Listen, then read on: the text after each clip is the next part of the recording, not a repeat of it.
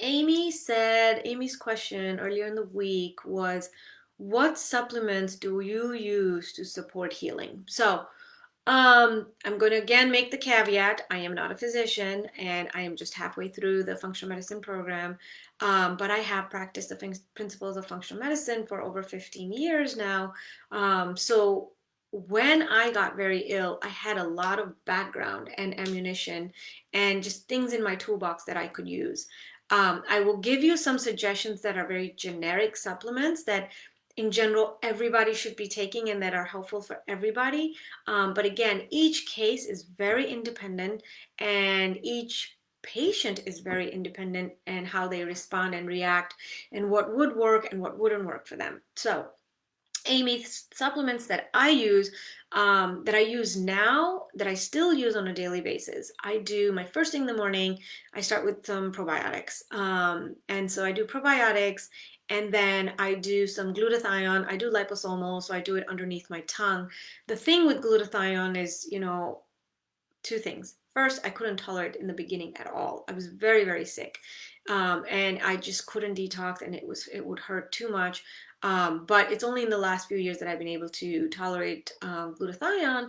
But because we really do need glutathione for detoxification, and so that's what my morning starts with is probiotics and glutathione and ashwagandha. So when I had really crashed and I was pretty much bedridden, we tried all sorts of adrenal supplements, and my cortisol was flatline. I was zero on x-axis for my cortisol. I did not even have that normal healthy curve that it goes up when you wake up and then it goes down throughout the day, and I didn't even have that. I was flatline. So for a while, I took a lot of adaptogens and things like that to help me stimulate my adrenals, and I just never reacted well to adaptogens. So for me, those were very tough to take. And then when I had my second crash, a couple of years later, my doctor put me on a bovine adrenal supplement, like a glandular, and I was able to tolerate it for about 7 weeks, but just really did not tolerate it well. And so for me, the only thing that works well is ashwagandha, and that is because ashwagandha it's an adaptogen, so it adapts if your cortisol is very high, or it adapts if your cortisol is very low. I couldn't take some of the rhodiolas and the ginkgo and the ginseng and all that stuff because it hyperstimulated me and my adrenals were already taxed out.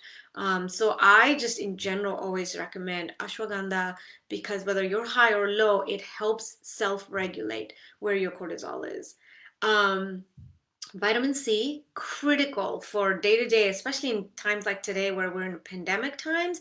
It is so critical for boosting your immune system. But for me, it was very essential to take good amounts of vitamin C to help with healing my adrenals. The vitamin C is actually very, very beneficial for healing adrenals. So vitamin C, zinc, quercetin.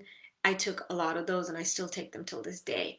Vitamin D and vitamin K are very, very critical. We'll talk about a couple of levels. Somebody asked about vitamin D and inflammation and stuff, so I'll mention some levels later, but vitamin D and K, the combination, very critical. And then omega-3 or algae-based omegas, those are very critical for inflammation and healing the body.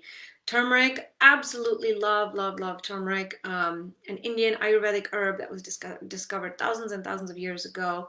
We use turmeric every single day for our cooking, but then I also take, the same company that I put in the links, the Global Healing, I take their turmeric, which is a very, very potent, pure turmeric that I love. And then COQ10, they also have a good COQ10. I think I mentioned that I was completely bedridden, could not exercise. If I walked down the driveway, I was pretty bedridden for, another 5 days after that. And just so I needed COQ10 for my muscles. And then magnesium, critical for everyone to be on magnesium. It is just a very, very important mineral, and everyone, that magnesium does over 20, 30 functions in the body, and it helps with everything.